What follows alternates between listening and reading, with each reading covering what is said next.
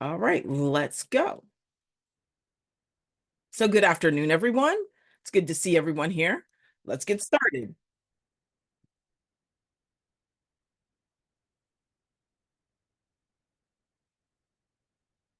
Okay, so on Monday, we reflected on using arguments in the real world, and we learned about rhetorical strategies and rhetorical devices. So we kind of reviewed ethos, pathos, and logos, and we talked about using rhetorical devices, um, like um, metaphor, simile. So we learned about that during class and how those are used to help us make an argument. And they're used in other types of writing as well. Today, we will learn about the Spamit way of analyzing a writer's purpose. And then we're going to read a piece of literature, and then we're going to start determining the purpose. Lucas. It depends on multiple factors. I'm responding to your direct message. Let's talk attendance really quickly. It has something to do with multiple factors.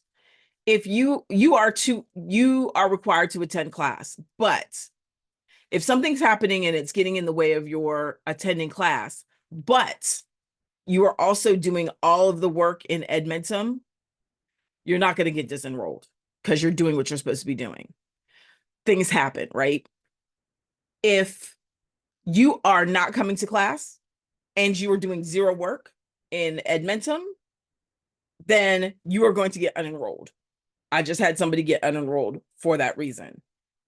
So if you're doing work at Edmentum and you're progressing and you're doing well, and something's getting in the way of you coming to class and you have let me know, then I can advocate for you. Okay. But if you're just MIA and you're not doing any of your work, I can't advocate for you. Okay. All of a sudden I'll get an email that says this person has been disenrolled because they're not engaging in any of the activities. Okay. Just keep that in mind. And there have been several people who have emailed me to say, hey, this is why I couldn't come to class today. I deeply appreciate that. So that helps me know, one, that you're engaged with the learning. If something happens and you aren't able to be here, and it allows me to look at where are you and what are you doing, or it reminds me to look at where are you, what are you doing, and me to be able to have a conversation with you to make sure that you're on track for completing this class on time, because that's really the most important thing. Okay, let's talk about Spamit. Spamit is an acronym. Okay, so an acronym is just like letters that stand for something else, right? It's an acronym to help us analyze rhetoric so that we can understand why it was written. And this is what Spamit stands for. It stands for situation, purpose, audience, message, individual, and tone. So Spamit stands for situation, purpose, audience, message, individual, and tone. And I'm going to talk about that, what that means. Spamit. The S in Spamit means the situation. The situation is the context, and that context includes the time, the place, and the circumstances when something is written. Okay. So if I write something about voter suppression in the 1800s, I'm probably talking about women's right to vote, or I'm talking about laws that did not allow people that were not white to be able to vote. If I talk about voter suppression in 2024, the context is going to be different, because it's not that it's written into law that people cannot vote, but there are laws that make it more difficult for certain people to be able to vote for that reason. Okay. So that's the context, not just the topic, but when it takes place, where it takes place, etc. P stands for purpose. Why is this person writing this? What does the author want the audience to think or do? All right. And a document can have multiple purposes. It's okay for it to have multiple purposes, but we want to be able to analyze it and figure out why they've written what they've written. The A is for the audience. You're always rating for someone. So what do you need to know about the audience in order to understand what the author says? All right. So if I'm reading something that someone else writes, and they're writing it as though they're writing for 5-year-olds, if I don't know that their audience is 5-year-olds, I'm going to wonder, do they have the writing skills to write for adults? Right. But if their audience is 5-year-olds, that's completely appropriate. All right. So what are the audience's concerns, their motivations, their influences, their age, education level, whatever? What are the things that make the author have a particular attitude about a subject, use particular language to describe a subject? So the audience is important to know and understand as well. What's the message? M is message. It's the main point or claim that the author wants to communicate to people. The message should be able to be stated in just a few words or a phrase. Okay.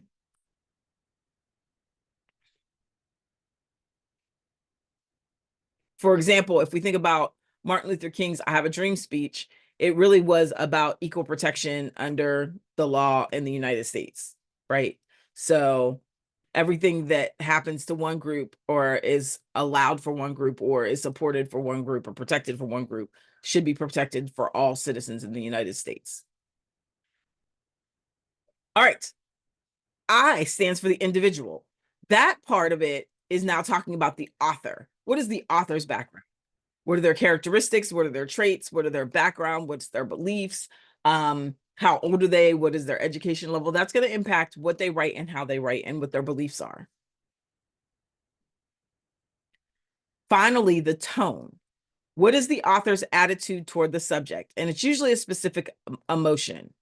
For example, is the tone uplifting? Is it the tone determined? Is it urgent? It has to happen right now. Is it hopeful? Is it somber? Is it sad? Is it angry? Okay, these are examples of tone. We're going to do an activity. I'm going to give you a sheet that gives you examples of tone because there are lots of things that could be considered tone. Then there's something else. The elements of spam it are stated sometimes. Sometimes it says, friends, Romans and countrymen.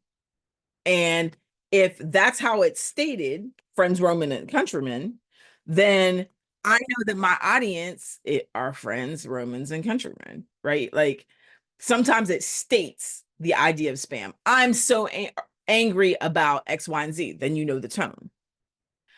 But most of the time, they don't actually come out and say, friends, Romans, and countrymen, or I'm so angry about X, Y, and Z. Most of the time, they're inferred. You have to figure it out. And an inference occurs when you read somebody's writing and then you gather information based on what is said. You are drawing conclusions based on what they've written. So sometimes when you're looking for the spam it, you have to draw conclusions. Any questions about what spam it means? You're going to get an activity that goes with it and you'll get the words. But any questions about what spam it means and what inference means?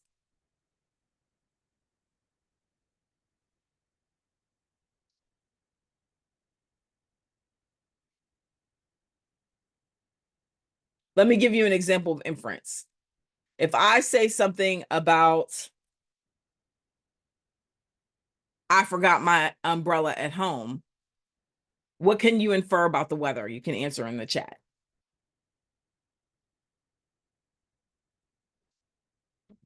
Right.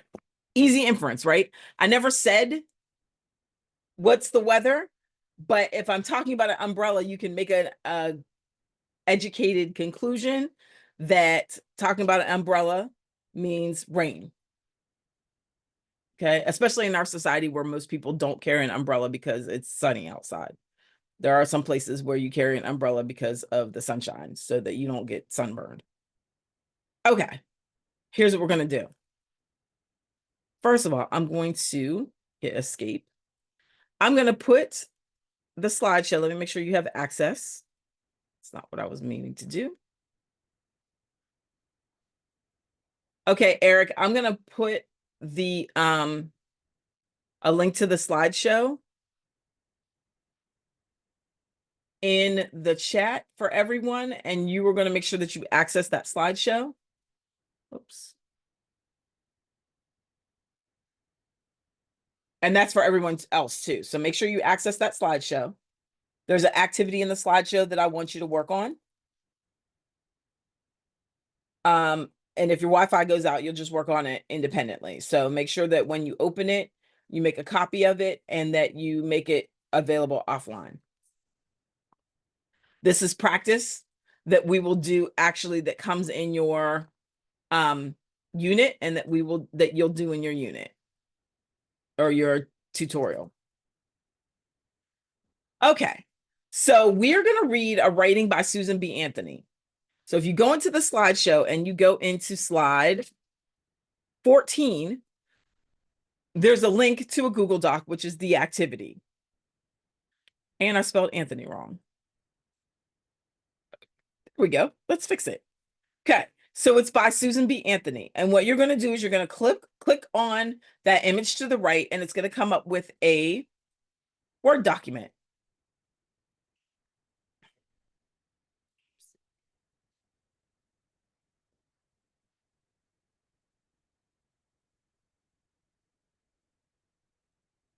I have to move where you are located so that I can.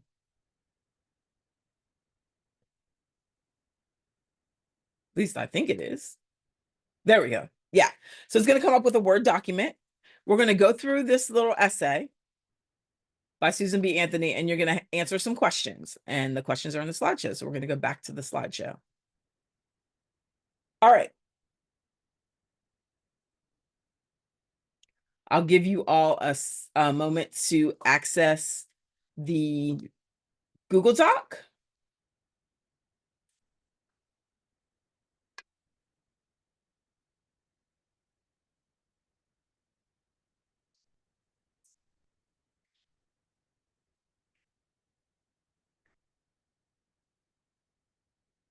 So first thing we are looking for, and I want you to think about this as we read.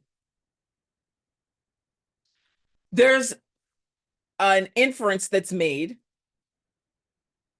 that men in the 19th century argued that women in the US did not need the right to vote because they already had plenty of rights. We're looking for the text that supports this inference. What's the support for this? All right. And then you're going to think about the spam it related to this essay and what that we can infer from the writing or that it's stated in the writing. All right. Are you ready?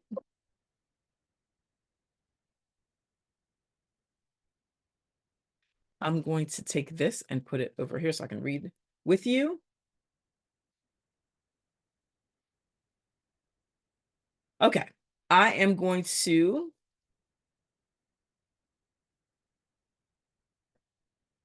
read the essay to you while you think of these two questions.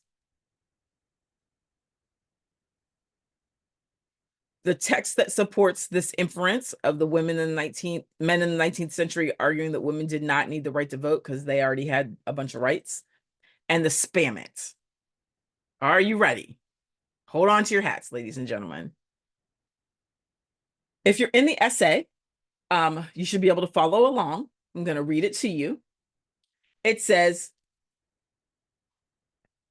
"Friends and fellow citizens, I stand before you tonight under the indictment for the alleged crime of having voted in the last presidential election without having the lawful right to vote. It shall be my work this evening to prove to you that in thus voting, I not only committed no crime, but instead simply exercised my citizens' rights guaranteed to me and all United States citizens by the national Constitution beyond any power of any state to deny. The preamble of the federal Constitution says, we, the people of the United States, in order to form a more perfect union, establish justice, ensure domestic tranquility, change the slide, provide for the common defense, promote the general welfare, and secure the blessings of liberty to ourselves and our prosperity, do ordain and establish this Constitution for the United States of America. If it was we, the people, not we, the white male citizens, nor yet we, the male citizens, but we, the whole group of people who formed the Union. And we formed it not to give the blessings of liberty, but to secure them, not to the half of ourselves and the half of our prosperity, but to the whole people, women as well as men. And it is a downright mockery to talk to women of their enjoyment of the blessings of liberty while they are denied the use of the only means of securing them provided by this Democratic Republican government, the ballot. Okay. Whoops, there's the last paragraph. Sorry, I was reading from the paper. Now, what I would like you to do is I would like you to highlight the phrase that supports the following idea. The idea is men in the 19th century argued that women in the US didn't need the right to vote because they already had plenty of rights. So what's the sentence that supports that statement or that inference? You're going to highlight it. I don't care what color you highlight it, but you're going to highlight it.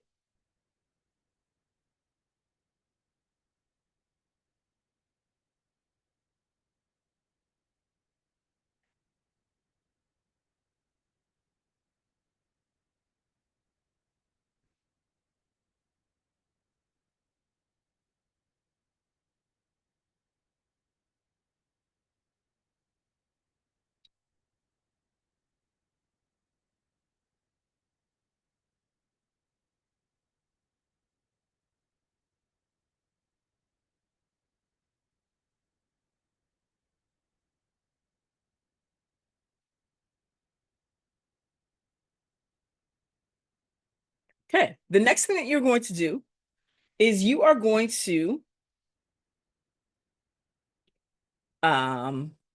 see if it's in here. I did it right.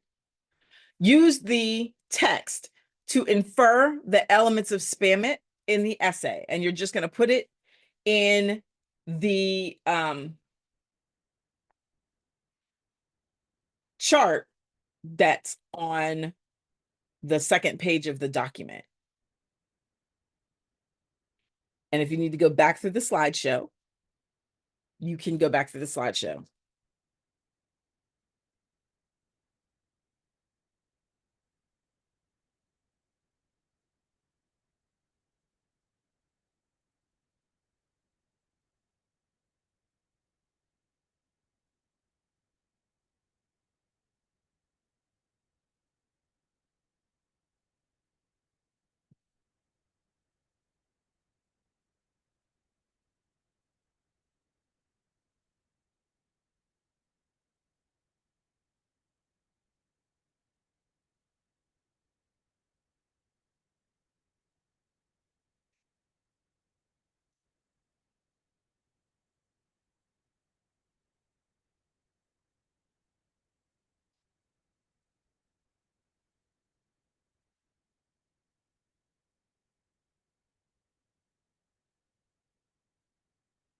Let's give you a few minutes to work on the situation, purpose, attitude, message, individual, and tone.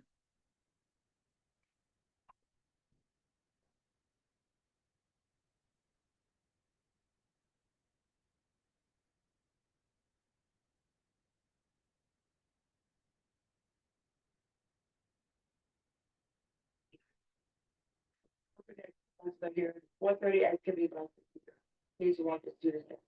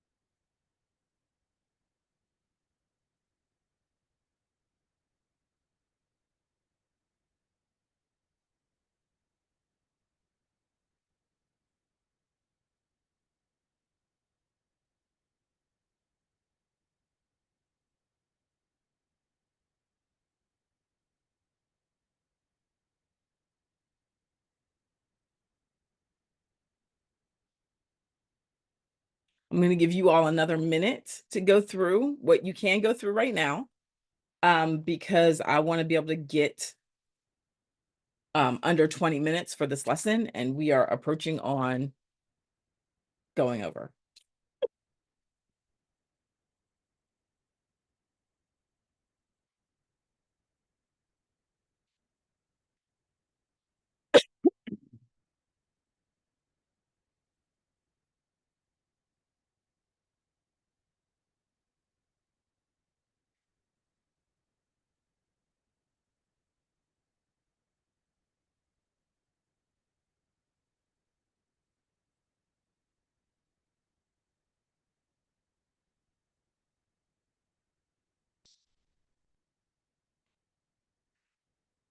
All right, let's review. So again, this inference,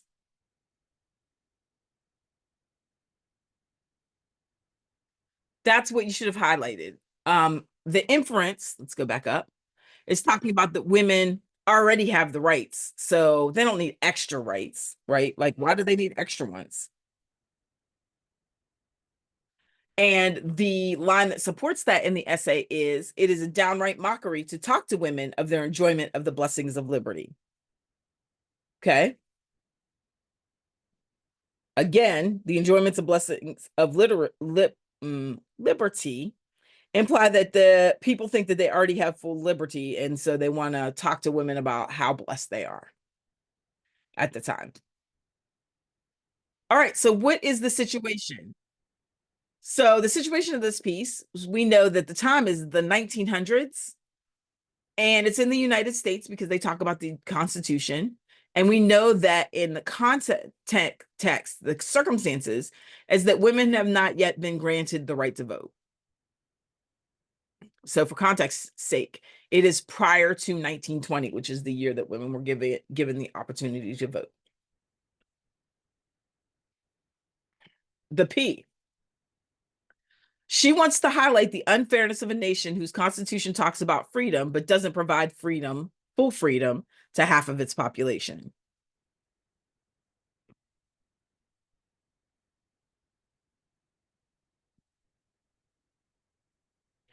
The audience. The intended audience of this piece was friends and fellow citizens. The implied was really talking to the men who didn't believe that women had the right to vote or should have the additional right to vote.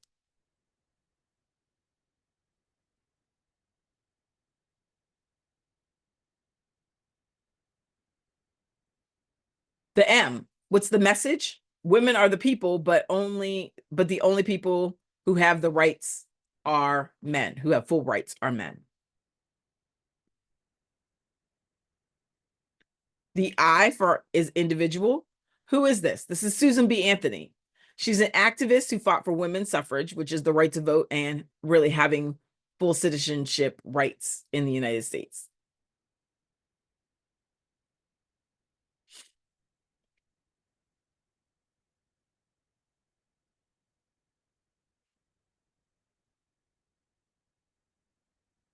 And the tone. What's the author's tone in this piece? Well, I gave you, let me see. Trying to get it over to the right screen. Come on. Oh, let's do it this way. Here we go.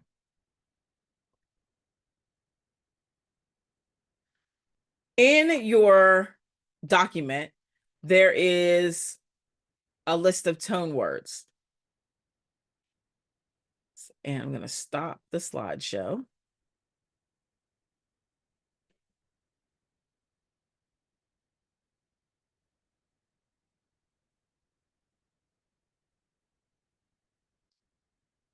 Okay, so if we look at these tone words, is she positive toward the topic, neutral to the topic, or negative to the topic? So that would be the first thing that we would need to answer when we talk about tone. I don't think that she is positive about the fact that women cannot vote. Okay. Then based on the fact that it's either neutral or negative, Is she neutral about the fact that women can't vote, or is she negative and upset about the fact that women can't vote?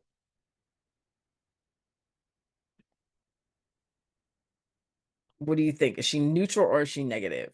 I'm gonna look at the chat.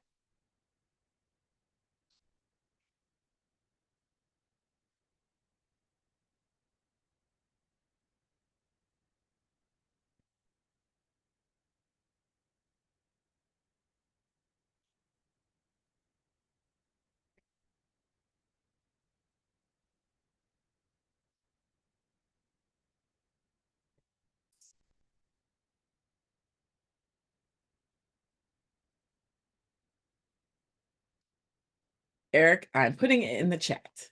There you go. Okay. So Allison tells me negative. Anybody else? Lucas. Uh, yes, you make a copy, but Lucas, this is the activity that you will be doing in Edmentum, and if you do this, it'll make it easier when you get to the activity.